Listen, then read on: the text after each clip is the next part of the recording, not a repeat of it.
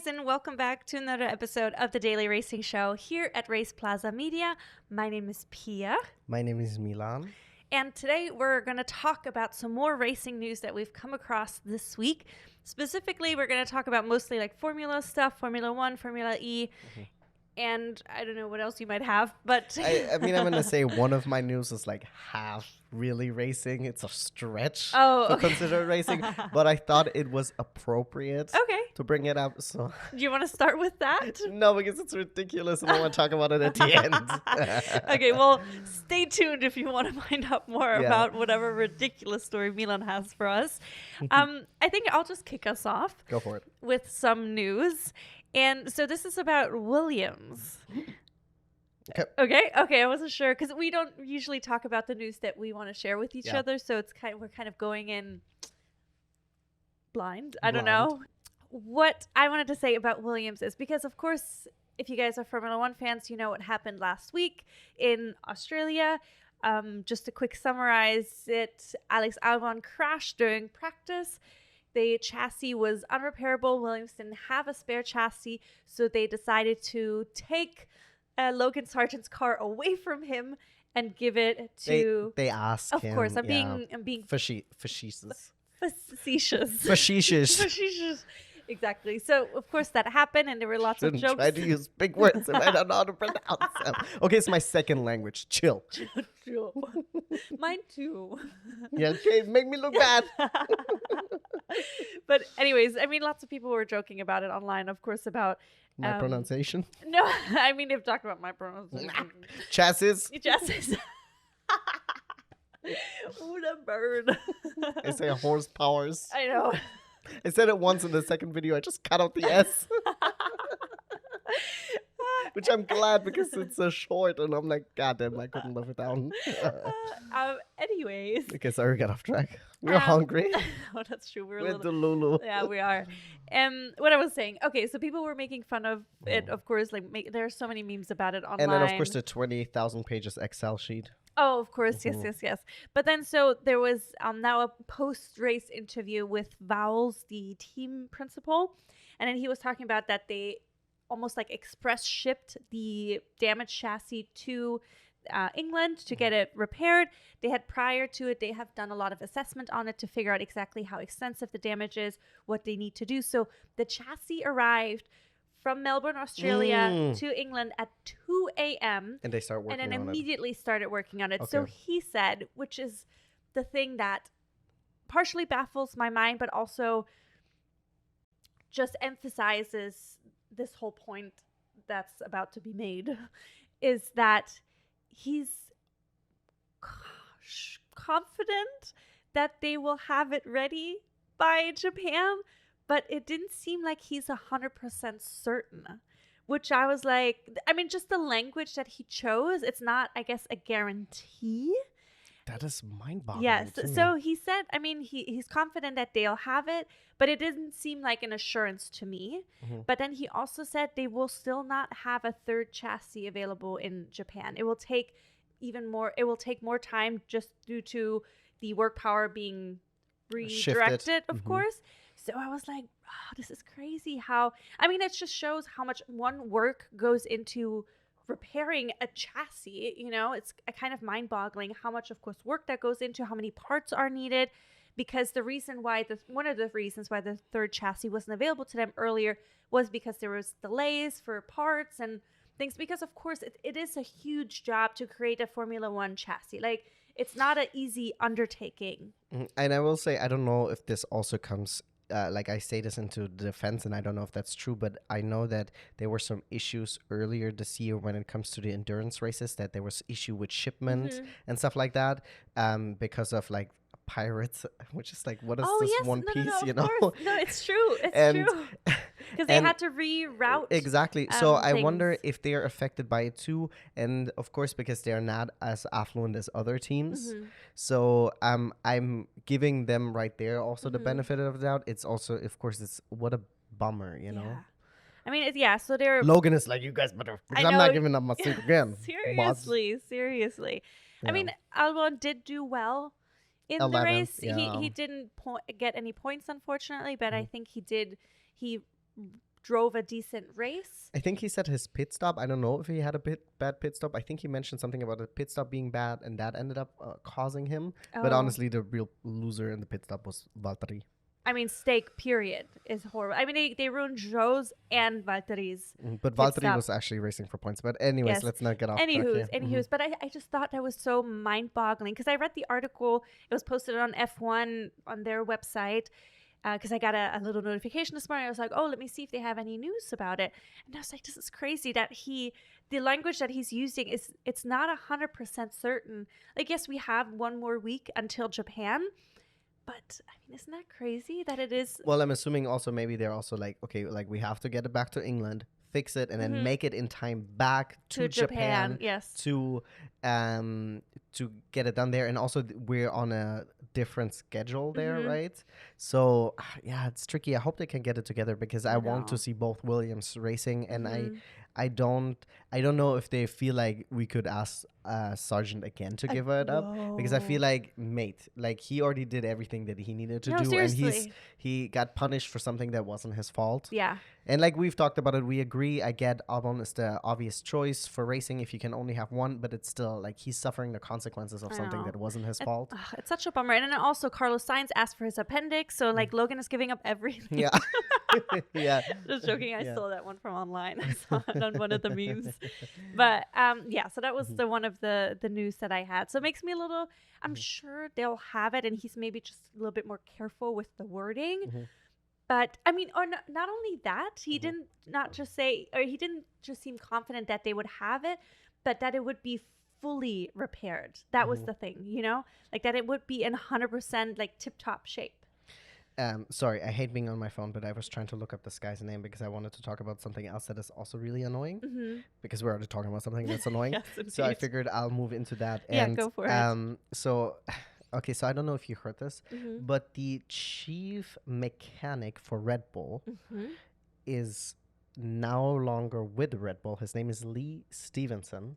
Oh. Yes, and now he's going to Ferrari. No. Mercedes. No. Where's he going to take all his big brain knowledge?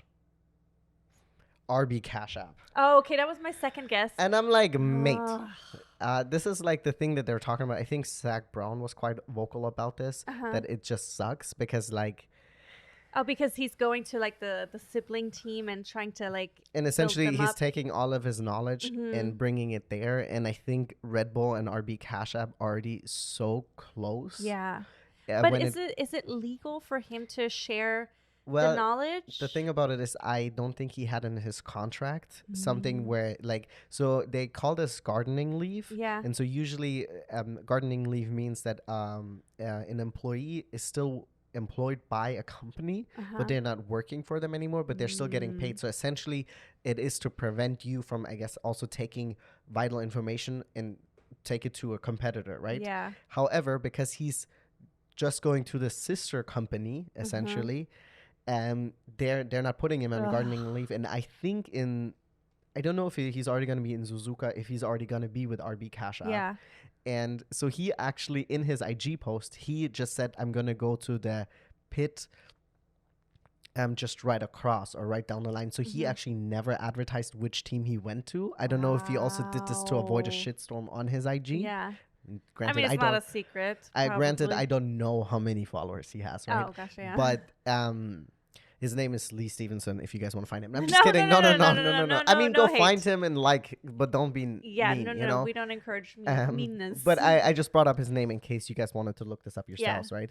But it is this thing that I think it is because now they also moved their factory and the wind tunnel is right now also next to a Red Bull now. Yes. And it's just like, I'm like, I get that there's Haas, Ferrari, but we all know that Haas is not getting anything from Ferrari. Williams besides buying parts, but not anything I don't else. think Williams is getting anything from Mercedes because also why would you at this point? We say this as Germans, like come on, you know. but it's like it is a little bit too close for Yeah, comfort, I because like agree. in reality the Red Bull racers, they're not racing against 18 other drivers, or Yes. like you're not racing against 19 others. Yeah. You're not racing against the RB Cash App. They will No. always let you go through, and I get most of the time they will not be racing the same race and they're not in Well, the same because position. because they're not competitive Yeah, necessarily. but you still have to overtake someone, right? Yeah. You still have to make that pass, right? And if you know, it's just I just don't like it. I You don't know, like it either. I don't like team orders. Period. Usually, I'm not. there's I mean occasions why when I get it but it's always I find it a little bit tricky. I think team orders are fine because you're within the Mm. team. I don't usually like it when the driver requests to let the other person Oh, pass, yeah, because yeah. I'm like, mate, if you're faster, then pass. Just pass. You know, Yeah. I love that that F2 engineer was like, you're faster, then pass. Yeah. That's literally do what it it. is. If you're that much faster, then go for it, Yeah. man. Like, stop complaining like a little baby. I think that's like, that's not a good look. Yeah. But I am genuinely not a fan of the way this is working No, I towards. don't like it either. And you know, it's not a good look. On the other hand, this Uh-huh. other Red Bull guy, I don't know if you know him, Newey. Yes. Yes, like he is now apparently got a multi-million-dollar offer by Aston Martin. I know that Red Bull was trying, not Red Bull, Ferrari was trying to get Yes, him. uh-huh. I know Mercedes was Yes. trying to get him because clearly he built a rocket ship. Yeah. So everyone wants this brain of his. I, of course, being a tifosi, I want to see him at Ferrari. Oh, So 1000%. Vasseur, get him that multi-million-dollar check too if you need to. Seriously. But also, like, honestly, props to him, right? Like, Uh-huh. you've done so much in your career, but that you as what is he? He's the chief engineer. I think so. That you are in a position to get a multi-million-dollar contract.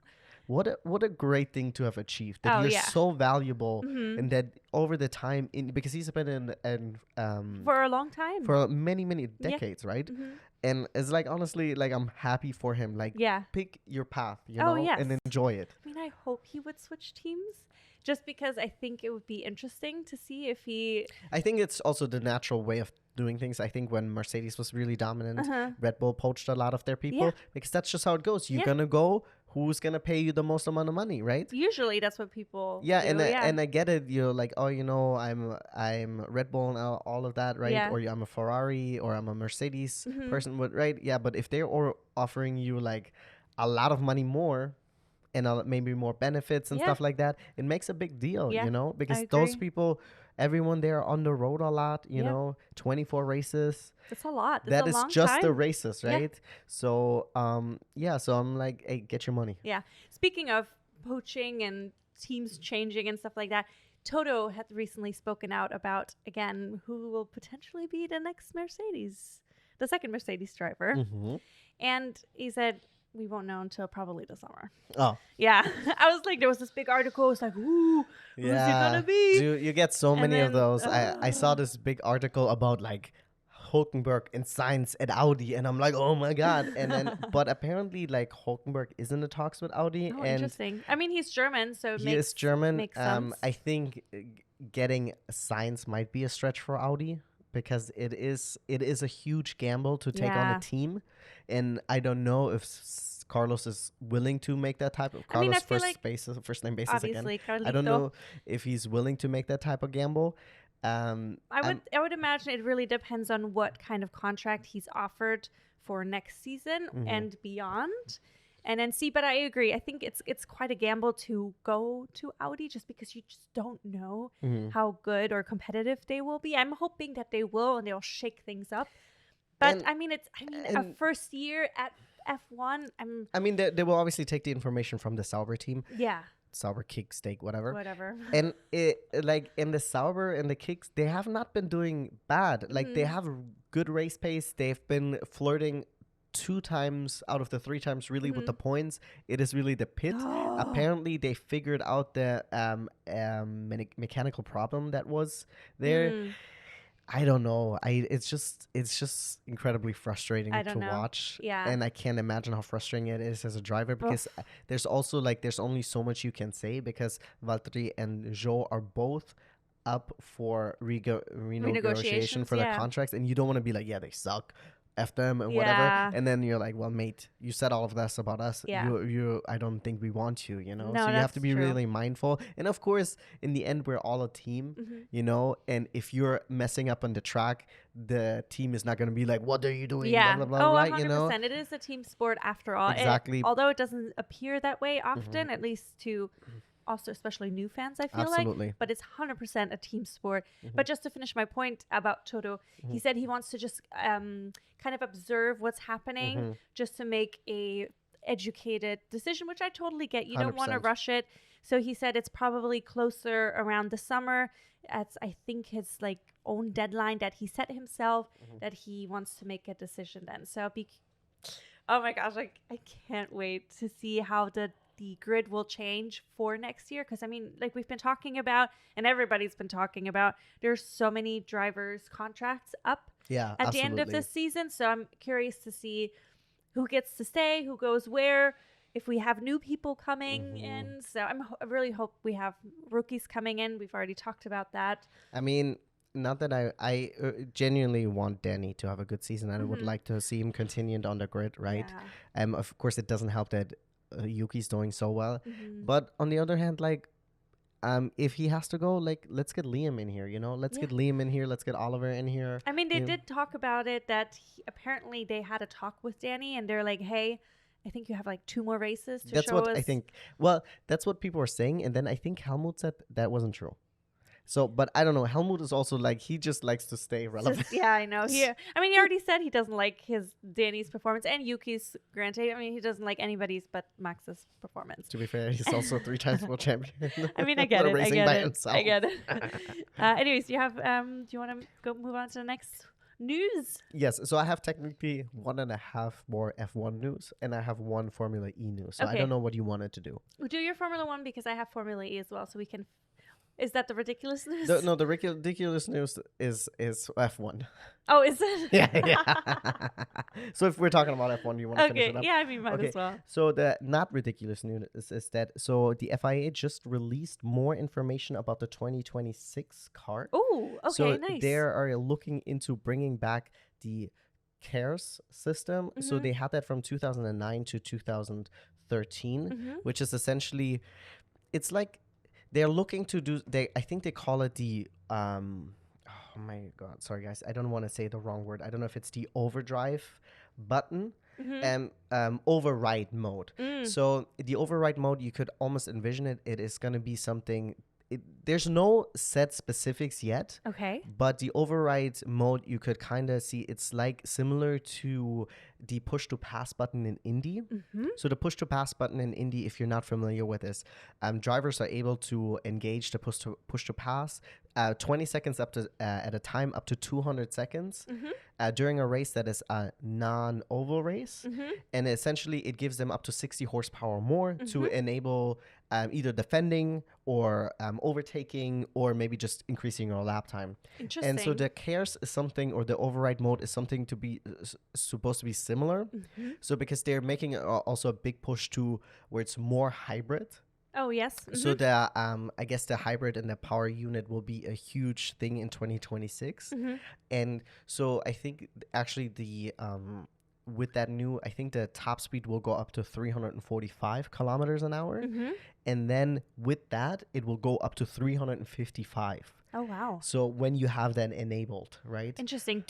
I guess you said we don't have specifics yet, because do we have specific zones where they can use it or anytime? No, I think it's supposed to be the driver can kind of manage it how they choose to. Interesting. So then you can kind of do it like, I want to use it for overtaking. I want to maybe use it to set the fastest lap.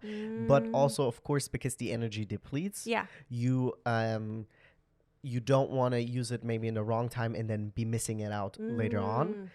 So they don't have like a lot of specifics, and I don't want to just throw numbers at you guys, but the 355 is something that stood out to me, of course. That's really interesting. I think it will definitely also make the racing even more interesting and exciting. Like, yes, of course, we have DRS now, which has helped already with like overtaking, but the override mode might also help. Yeah. So they say the first portion of Article 5.4.8 creates a glide path for energy deployment from the ERS 100K hybrid system up to 345 kilometers. And the second portion covers what's being dubbed by the FIA as an override mode, whereby the driver will be able to deploy additional power to infill energy created by the glide path and provide further boost up to 355 kilometers. But there have not been any specifics about how this will be used and how this can be applied. But I thought it would was very interesting. And I think they also now confirmed that the cars will be shorter, so the wheelbase will be trimmed down to 3,400 millimeters or 3.4 meters, I guess. And then the current not 3.4 meters. 3 meters and 40 centimeters? 3,400. Oh, sorry. I thought you meant shortened by it. I was it's not going to be 3 meters shorter. That's like, no car. No car. No. It will be shortened from what the 3,600 Gotcha. millimeters is right now. And then I guess it's supposed to be also 10 centimeters and narrower. Yeah, I remember one of the people, one of the commenters, exactly, on one of our Instagram shorts had commented on it, because we were talking about Monaco, how it's so not interesting at the moment. But somebody pointed out that the new cars will be a little bit smaller.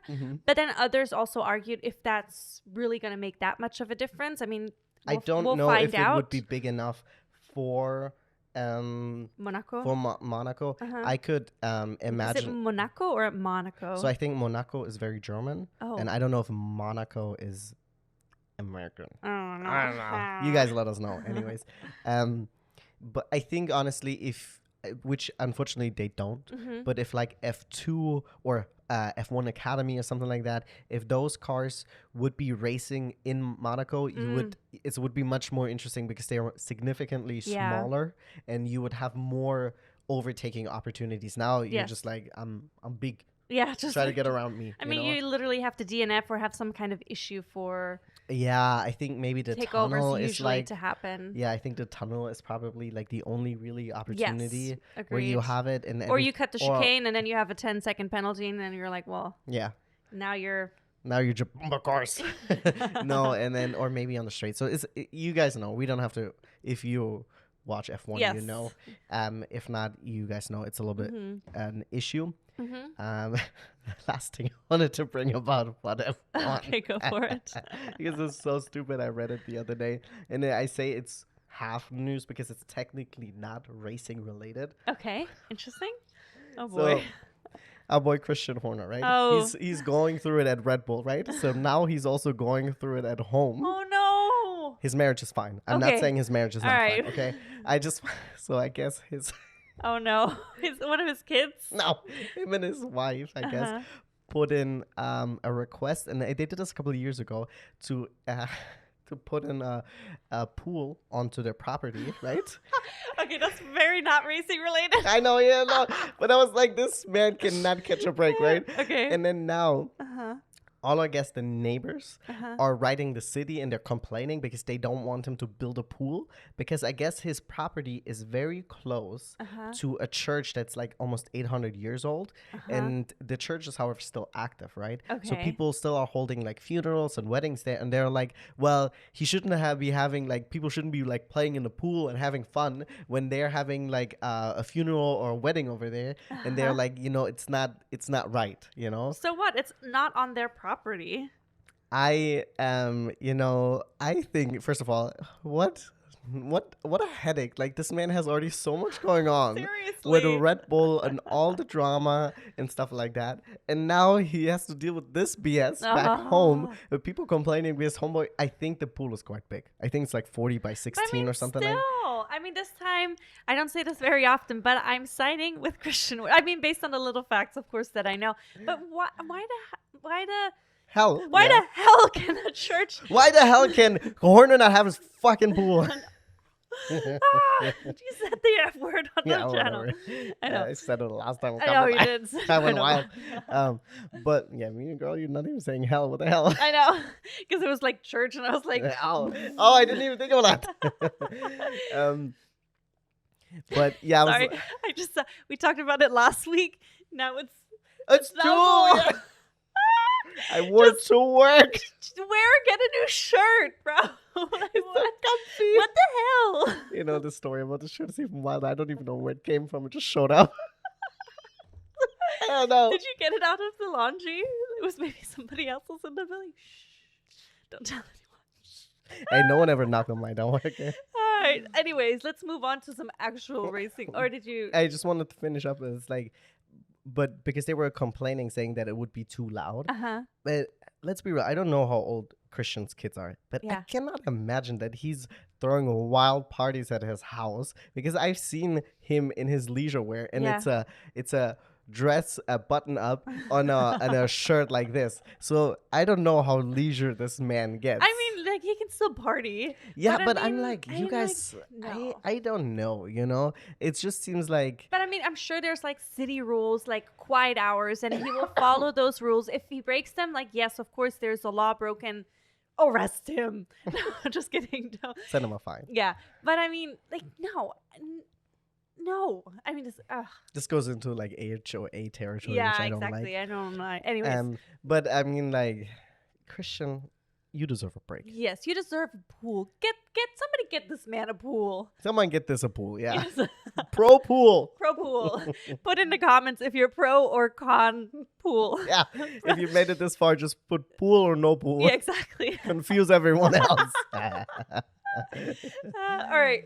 Moving on to Formula E. All right. So this video comes out on Sunday. So the race has already happened by the time this video comes out. It's happening in Japan. First time ever in Japan, a road race. The first ever, I guess, legal road race sanctioned by the city of Tokyo, which I think legal is the thing. Yeah, exactly. That's why I'm emphasizing legal. So I'm super excited about it. By the time we're recording this video, the race is literally happening tonight at 11 p.m. I didn't know if you knew. It's happening tonight at 11 p.m. because of time difference, and usually... Do you know what time it is in Japan? It's not at night, right? I wish it would. so. I just like the idea of racing at night through a city. Like the neon lights and everything. That would be fire. But no, I think it's happening during the day. Because, it's 11 o'clock here. So I think it's like, I don't know, like early afternoon probably in Japan. That's me just guessing. But so I found out, which I've been seeing it on Instagram. But so it's official now that Formula E and Fast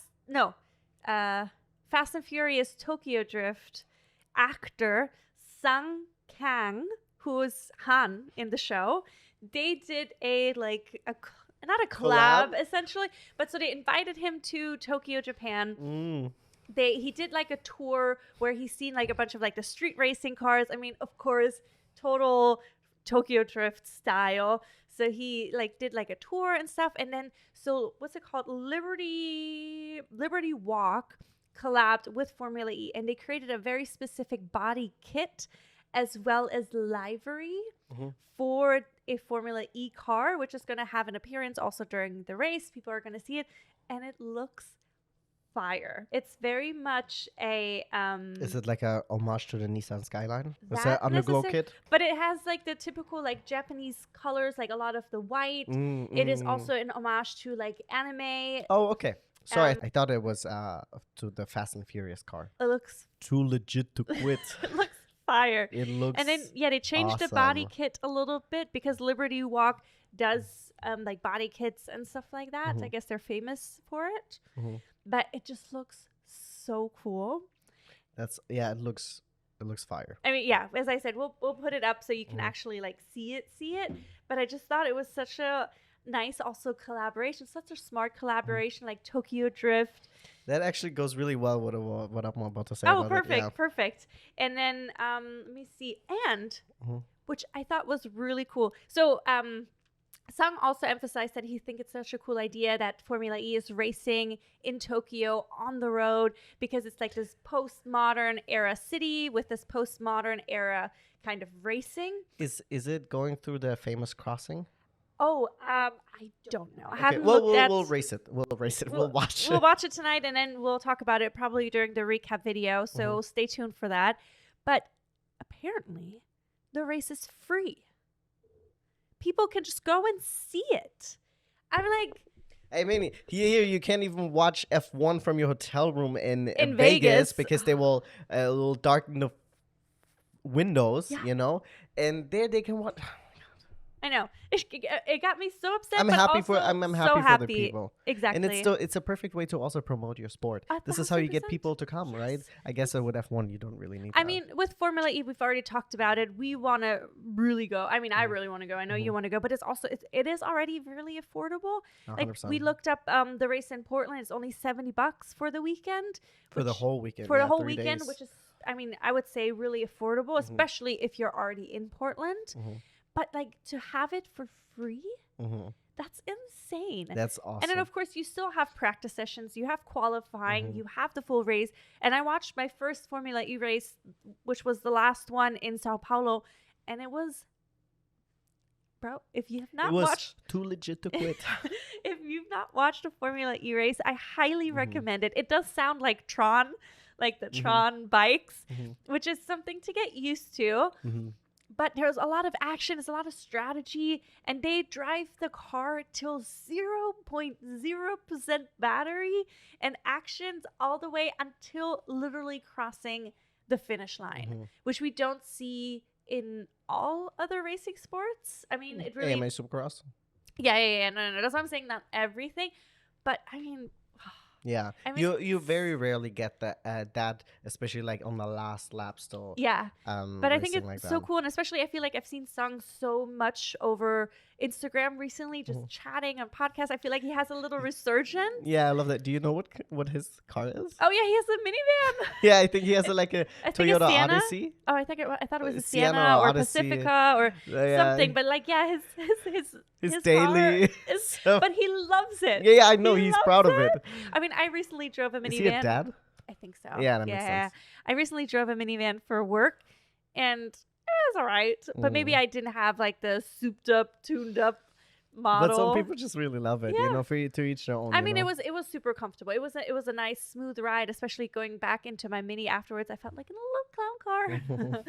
But yeah, so that was my little thingy about Formula E. Yeah, and the one that I wanted to bring up about Formula E is that there was a car. So there's only one Japanese team essentially, which is Nissan.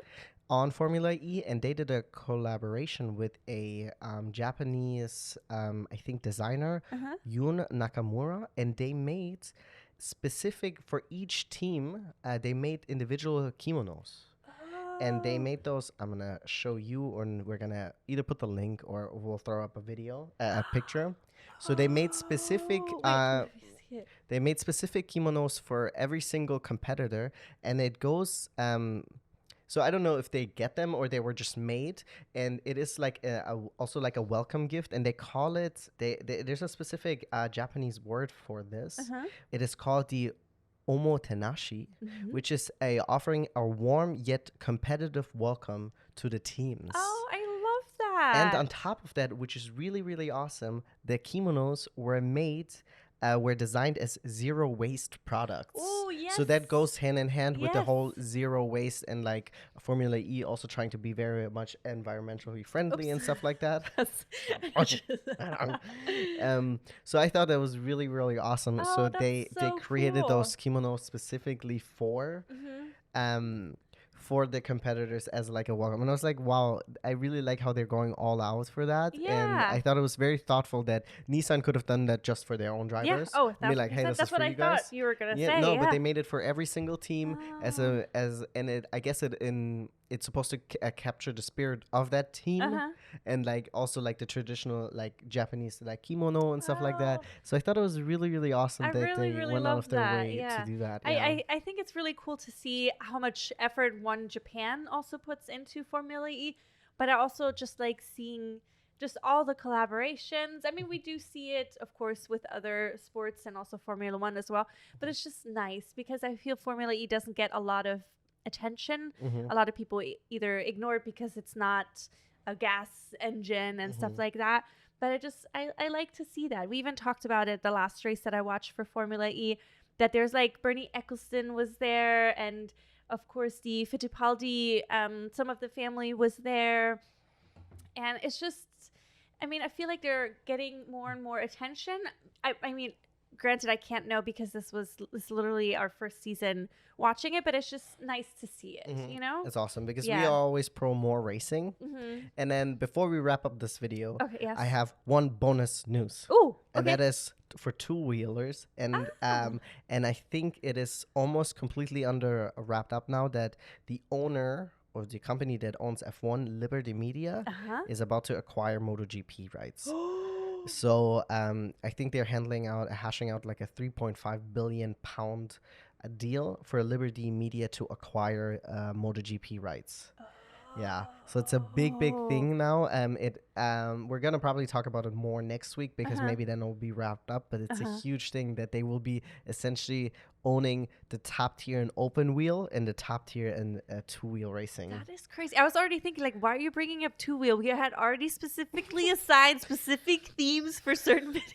I had forgotten about it, but I thought it was so important. I needed it's to throw it in there. 100% important. Oh, that's wild. Yeah, so more on that probably next week or when we have more news on that. But it's insane. So, and I will say, I think F1 or Liberty Media does a really good job with their streaming service. Yes, exactly. That's what I was like gonna say. I think hopefully maybe that will improve.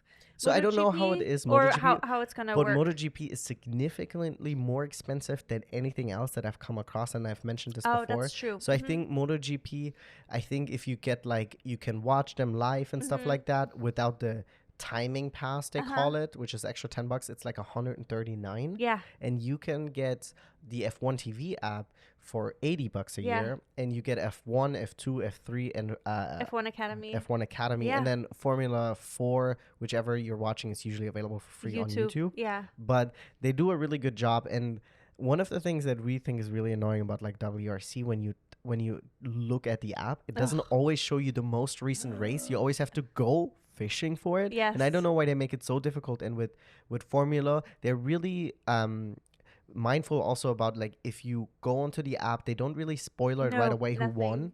They always say like 10 winners, 10 losers or whatever. If you go into the app, it doesn't say anything about who won the race. If you didn't miss it, they were like, hey, do you want to watch live or do you want to start from the beginning? So they do a really good job. Like I have my gripes with all of them, with but everything. Yeah, of course.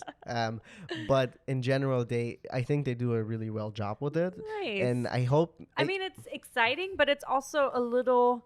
I mean, part of me is like, ooh, monopoly, media, even if it's just mostly media related, but I'm like, I mean, I'm sure it has pros and cons, just like everything. Absolutely. But I mean, as a viewer, I'm hoping that it will have more pros for us, selfishly. Yes. Yeah, and I'm sorry, I'm not saying that. I think, of course, with the MotoGP, you get Moto 2, Moto 3, and Moto E. Yes. I think you get that as well.